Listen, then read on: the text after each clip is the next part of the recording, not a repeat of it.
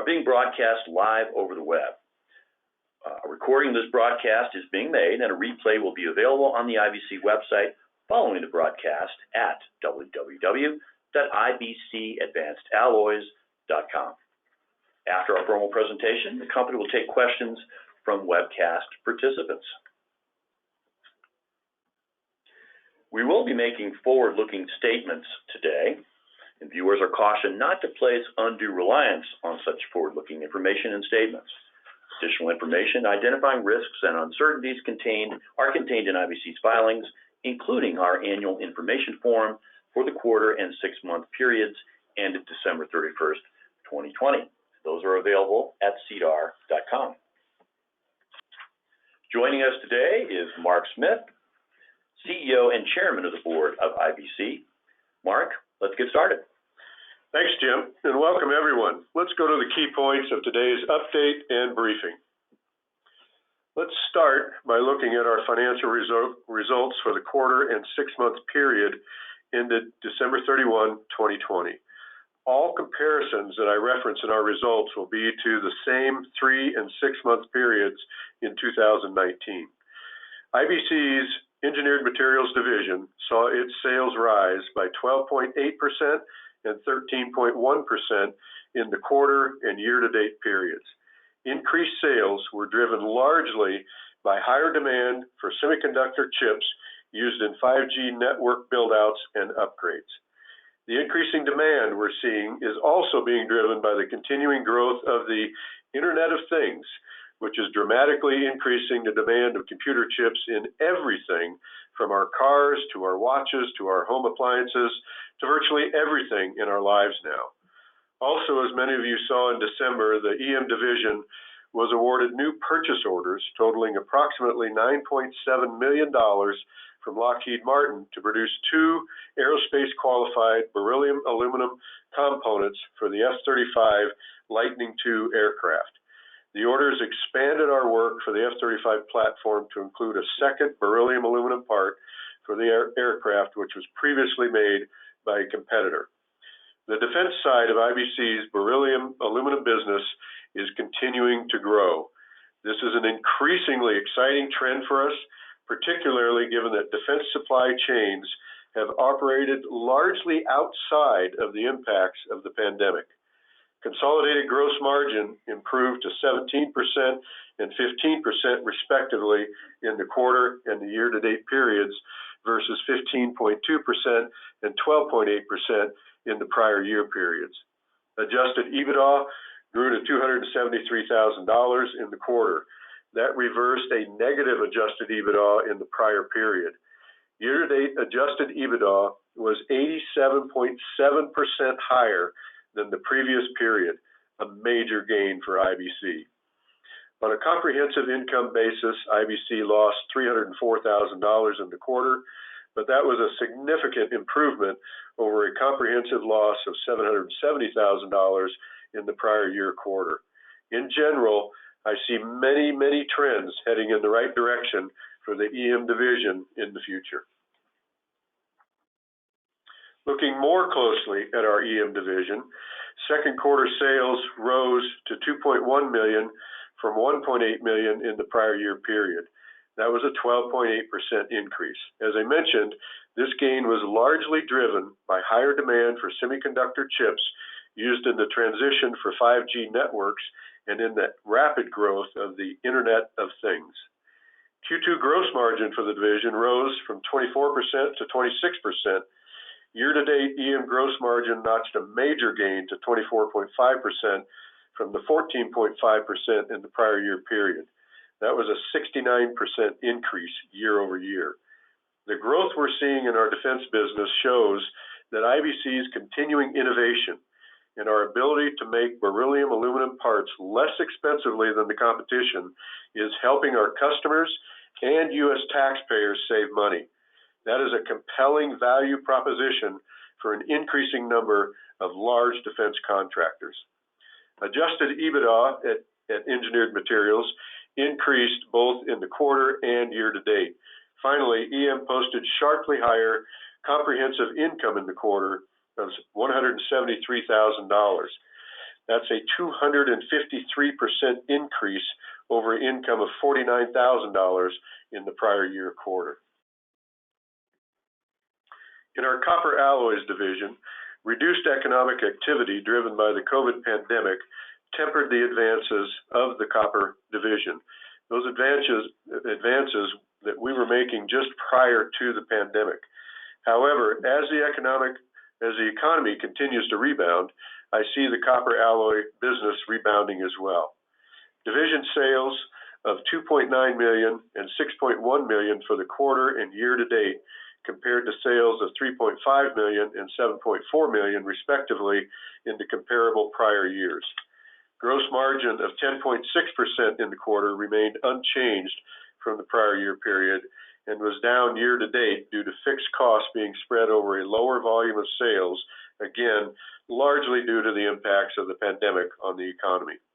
Adjusted EBITDA for the quarter improved year over year, although it was still negative. The division posted a year-to-date net loss of $506,000, which compared to a loss of $304,000 in the prior year period, again, largely driven by macroeconomic impacts from the pandemic. The IBC growth strategy is laid out in this chart. The first point is that we plan to expand and modernize our Franklin, Indiana facility while consolidating our current alloy casting operations in Pennsylvania and Missouri. Those operations will be moved to Franklin, Indiana. We also want to improve efficiencies and continue to reduce our unit cost of production across both operating divisions. And finally, we want to increase our market share across both our defense and non-defense businesses. And really what this is boiling down to is we've asked everyone to perform, execute, and communicate. Things are starting to tick. In terms of our growth strategy, starting with consolidation, we believe that modernizing and expanding our copper alloys facility in Indiana, including consolidating our casting operations from Missouri and Pennsylvania to Indiana, will help us achieve the following. We will be able to expand production capacity and increase copper alloy sales by an estimated 50% from 2020 to 2024, with consolidated EBITDA rising by 718.6% over that time for a compounded annual growth rate of 38.8%. It will also allow us to improve the lead times to support higher sales. We will achieve an annual fixed cost savings of an estimated $1.1 million per year. We will realize variable cost savings through better labor utilization and increased production efficiencies. We will be able to increase our operating revenue in both copper alloys and engineered materials divisions through this consolidation. Growth strategy 2, lowering our costs. We've already achieved significant efficiencies and cost reductions in our Franklin facility as a result of some critical capital updates we made over the past 2 years. We've already seen good success with this now as a result of the capital improvements made in Franklin. We also believe that our copper alloys consolidation will generate fixed cost savings, as noted earlier. Finally, upgrading our foundry equipment and process will help to improve product yields and capacities, which will also help reduce costs. And finally, the third part of our growth strategy, which is increasing market shares or increasing sales. In defense technologies, we expect to grow sales from both operating divisions, particularly in those defense platforms that require beryllium-based alloys and in systems where our beryllium aluminum near-net shape casting technology is an improvement over our competition in terms of cost and performance. In electronics, we expect to capture greater market share as the Internet of Things continues to expand, given the many uses of our copper and beryllium alloys in both computer chips and in the making of those chips. In transportation, the move to lightweight platforms on the ground, in the air, and at sea is tailor-made for greater use of our beryllium aluminum alloys. In space, we continue to grow sales of mission-critical beryllium alloys in satellite technologies. Finally, in the mold industry, our thermal mold superalloys are increasingly vital to the plastic injection mold industry. Thank you, Mark. Let's take some questions now from our audience. For those participating on the webcast, simply type in your question into the webcast tool on your screen and click send. For those who are participating on the listen-only call-in phone line, you can pose your questions via email to me at jim.sims@ibcadvancedalloys.com. Our first question in the queue comes from Steve, and Steve asks, does the state of Indiana support the company's plans to expand its facility in Indianapolis, and actually Franklin, and how so? That's a great question, and one that we really enjoy responding to, because the support from both the state of Indiana and the local Franklin Township area has just been phenomenal. We've met with various state officials. They've expressed their very strong support for the project.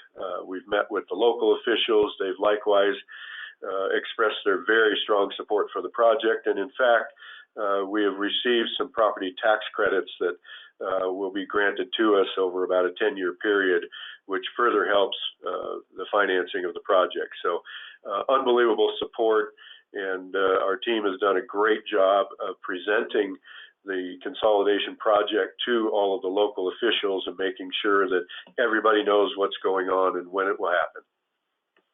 Okay, our next question comes from Kevin, who asks, how does the company plan to fund its expansion and consolidation of the copper alloys division? It's another very, very good question, and one that we haven't really provided a lot of detail on, but I'll give you some points that I think will help people reach the comfort level that the board and I have reached in terms of moving this project forward. First thing is the property value of our Franklin facility. The loan-to-value ratio is extremely in our favor right now, and we're working with various banks in the local area to take advantage of that situation. On top of that, with the EMC division doing as well as they're doing, we're putting the EMC division into our loan package for the banks. This increases the amount of inventory and the amount of accounts receivable available to us that we then get to turn into an advantage in terms of our line of credit. Then we have multiple other avenues that I won't get into the specifics on that we're looking into as well. But the board, myself, and the management team remain very confident that this project will be funded, it will be successful, and you'll see a very nice turnaround in the Coppers division as a result of it. Having said that, let me also compliment the Copper team and the outstanding job that they're doing. This is the division that got hit with COVID-19, no question about it. You can just look at the sales versus the clock for pandemic experiences, and we fall right in there.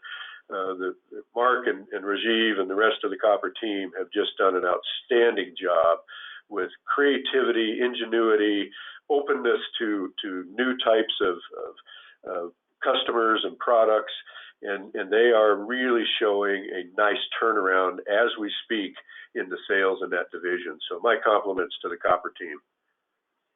All right. Here are two questions from some European investors. Number one is, what is the outlook for 2021, especially with regard to EMC?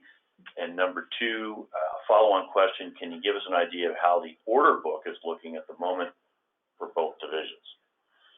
Well, first of all, let me caveat my answer with a rephrasing of the forward-looking statement section of our presentation. So I have to be very careful here, but I do want to offer some insight there, because it's always difficult for me in these conference calls to talk about something that happened in the second half of last year versus what we see happening this year already. And the really, really positive news and what just gets me so excited about IBC and our future is that the EMC division is continuing to put contracts together in the Department of Defense sector as well as the high technology sector. And this 5G technology has really caused an uplift in our sales. In fact, we do have a little bit of room left in our furnace at the Wilmington, Massachusetts facility, but if our sales continue to grow there, it won't be long. We're going to have to be looking for a new furnace to keep up with the demand from our customers. I love that kind of a problem, and I look forward to working with Ben Rampula, our president of EMC, to make all that happen. In addition to the high technology, as I mentioned, we've got the Department of Defense sector. And this is an area that we are continuing to find new avenues to pursue sales, and we're trying to make sure that we set up the roadmap for continuing sales and continuing increased sales as the company matures. So I will express a high level of excitement about what the Engineered Materials Division is doing, and Ben and Steve and the whole Engineered Materials team just continues to work diligently day in and day out. They are making a difference, and you see that already in last year's financials. I'm anxious to present the future financials. Okay, Mark, here's a question from Jerry. Any consideration of using 3D printing of parts in the future? Absolutely. This is an area that is continuing to grow. The technology is extremely exciting. We do have some technical capabilities within IBC to pursue those areas. And I think this is a very interesting potential area for IBC to look at not only copper and aluminum and beryllium, but maybe scandium as well. And this is an area that we do want to get some R&D effort moving into. This does seem to be a technology that is getting some traction right now. We want to be right there with the leading technology in this area. So the answer, simply put, is yes. Okay, here's a question from Jeff, and you've answered this one. Is it possible that IBC's beryllium division will look to expand its production at some point? I think you addressed that. Yeah, and again, we still have some levers we can pull to get some more production out of this current furnace, but we're not very far away from having it maxed out, and we're going to need a new furnace to keep up with demand. That's a great problem to have. All right, and here's a question from Stephen, who asks, you make beryllium alloys in a unique way from other competitors that allows you to offer your products at a lower price, as you have previously stated. Do you expect to maintain that competitive advantage? Outstanding question, and one that I have to be very careful how I respond to, because more often than not, our competitors are listening into these phone calls. I think the best response to that one is, let us demonstrate how well we can perform by watching our sales grow. That speaks for itself. Okay, Mark, I appreciate that. We have no more questions live in our program. If there are follow-on questions, if you have some questions after you've seen this, please direct those to me, and I'd be happy to answer them. You can reach me either at jim.sims@ibcadvancedalloys.com, or feel free to call or text me at 303-503-6203. Thank you all for joining us today. We look forward to talking to you soon. Have a great one.